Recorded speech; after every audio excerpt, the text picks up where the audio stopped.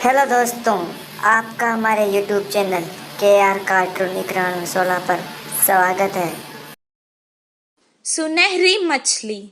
एक दिन समुंदर से एक मछली तीरते तीरते तालाब आ गई। वो बहुत अनोखी थी। तालाब की मछलियाँ उसे गौर से देखने लगी।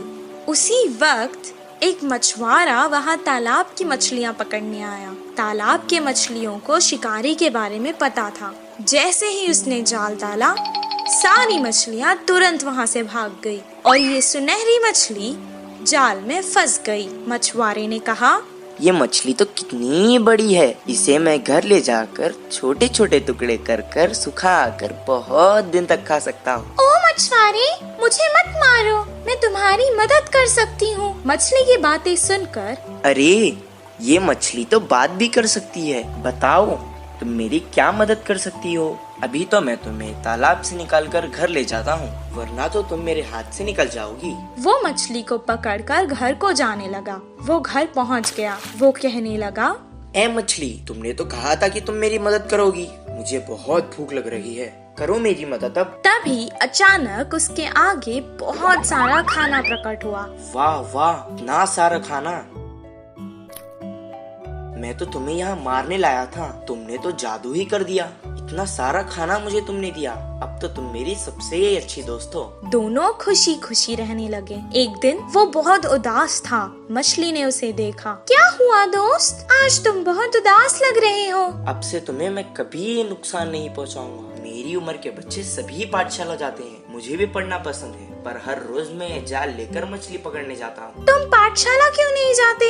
मुझे पढ़ना पसंद है, पर मुझे कुछ याद नहीं रहता, इसीलिए मछली पकड़ने के काम पर लगा दिया। मैं तुम्हें एक उपाय बताऊं? मुझे तुम अपने कान तक ले जाओ। मैं तुम्हें एक मंत्र बताऊंगी, उसे पढ़ने से तुम्हें सब कुछ याद रहेगा और तुम अपनी कक्षा में सबसे अव्वल आओगे। तुम्हारी सब प्रशंसा करेंगे।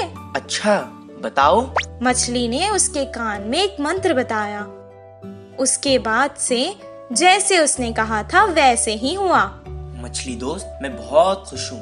अब मुझे तालाब की बहुत याद आ रही है। चलो हम दोनों तालाब चलते हैं। वो दोनों तालाब के पास चले गए। मछली ने उसे अपने ऊपर बैठा लिया और बहुत जल्दी जल्दी तैरने लगी।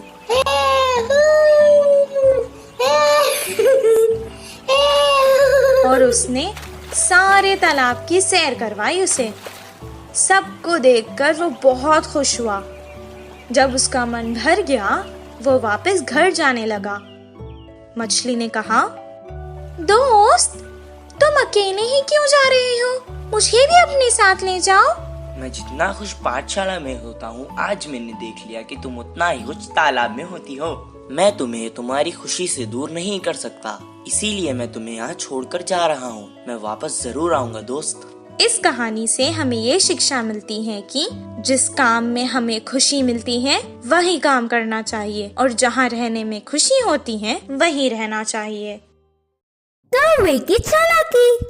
एक कौवे घोंसला बनाकर रहते हैं तो दूसरे पेड़ पर कबूतर रहते थे। पूरा दिन खाना ढूंढते हुए शिकार के लिए भागते थे। शाम ढलते ही अपने अपने स्थानों पर विश्राम करते थे। कौवे के समूह में एक अति आलसी कौवा रहता था। वो उठना ही देर से उठता था। बाकी सारे खाने के लिए बाहर जाते हैं तो ये कहीं ना जाते हुए पेड़ पे ही आराम से रहता था। कुछ ही देर में वो सारे खाना लेकर खाते समय उनमें मिलकर छीन के खाता था। ऐसे उस दिन उनके लाई हुई खाने को समेटकर कौवे एक तरफ और कबूतर एक तरफ समूह में आकर खाते हैं। तो कौवे हर समय झगड़ते हुए अपने अपने बल से आहार लेते थे। कबूतर तो सब मिलजुल कर रहते थे, बिना किसी झंझट के एक सामान बांटकर खाते थे।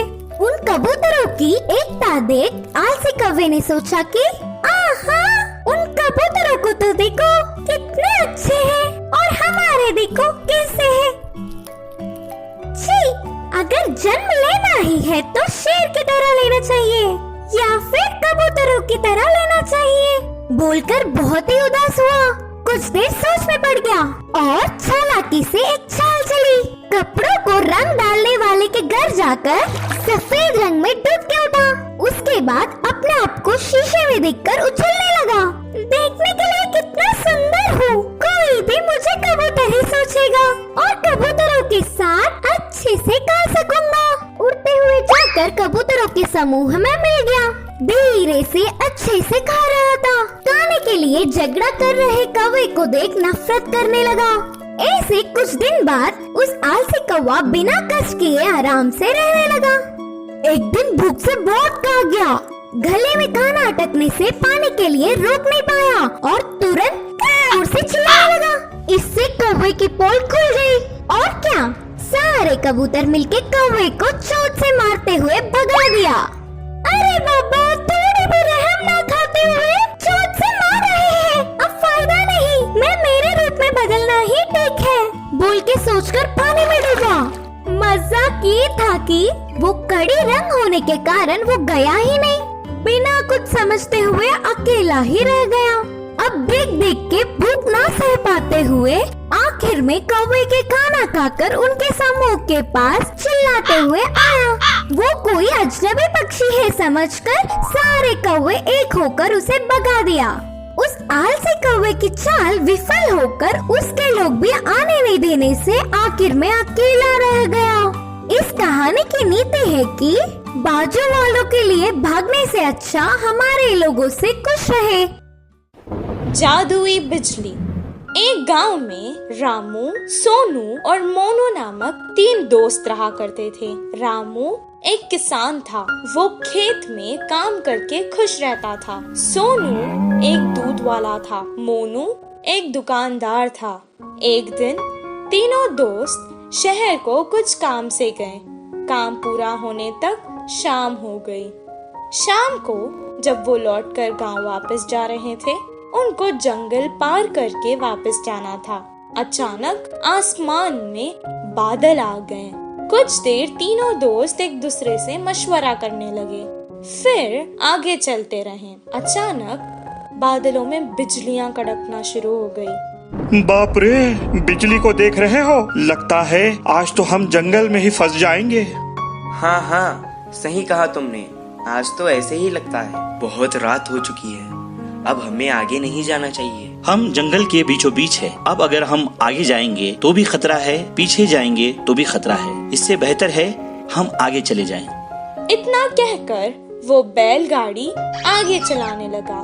थोड़ी दूर जाते ही जोरों की बारिश शुरू हो गई।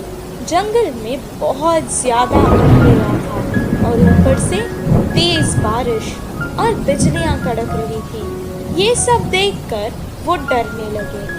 अचानक उनकी बैलगाड़ी के सामने एक बड़ा सा पत्थर आ गिरा। तीनों बैलगाड़ी से उतर गए और एक पेड़ के नीचे रुक गए।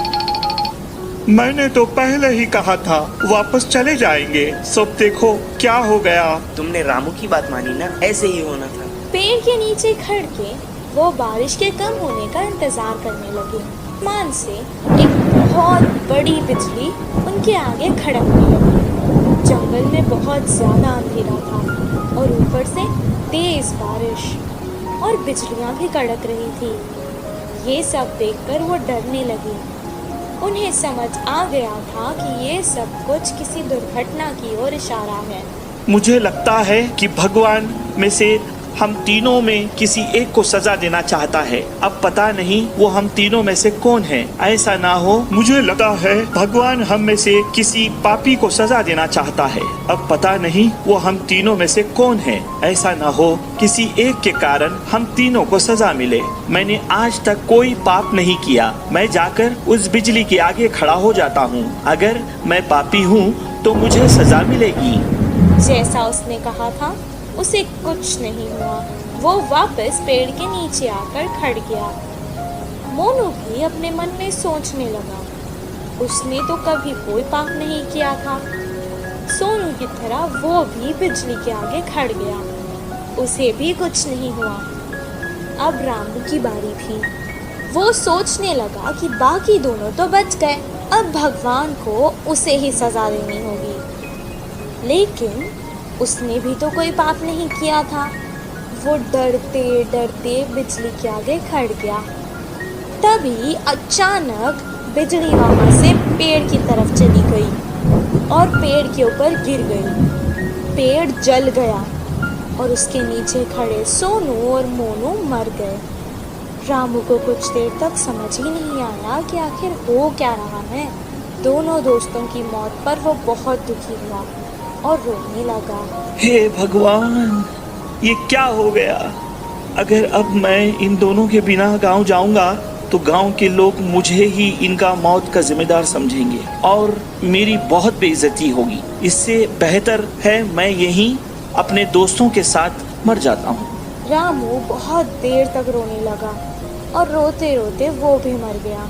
और अचानक एक देवी आकाश से प्रकट हुई और वो रामू की अच्छाई से बहुत खुश हुई, इसलिए उसने तीनों को जीवित कर दिया। रामू, तुम बहुत अच्छे हो इंसान। रामू, तुम बहुत अच्छे इंसान हो। तुमने कभी कोई पाप नहीं किया है। और तुम्हारे ये दोस्त सोनू, ये जो दूध बेचता था उसमें पानी मिलाया करता था और दूध को बहुत महंगे दाम पर बेचता था। तुम्हारा ये दोस्त मोनू, ये जो व्यापार करता था, ये दुकान के सामान में मिलावट करता था और बहुत महंगे दाम पर बेचता था। तुम ही बताओ, क्या ये पाप नहीं? पर तुम बहुत अच्छे हो, सबकी मदद करते हो। तुमने ऐसे पापियों के लिए अपनी जान दे दी। मुझे अच्छा लगा।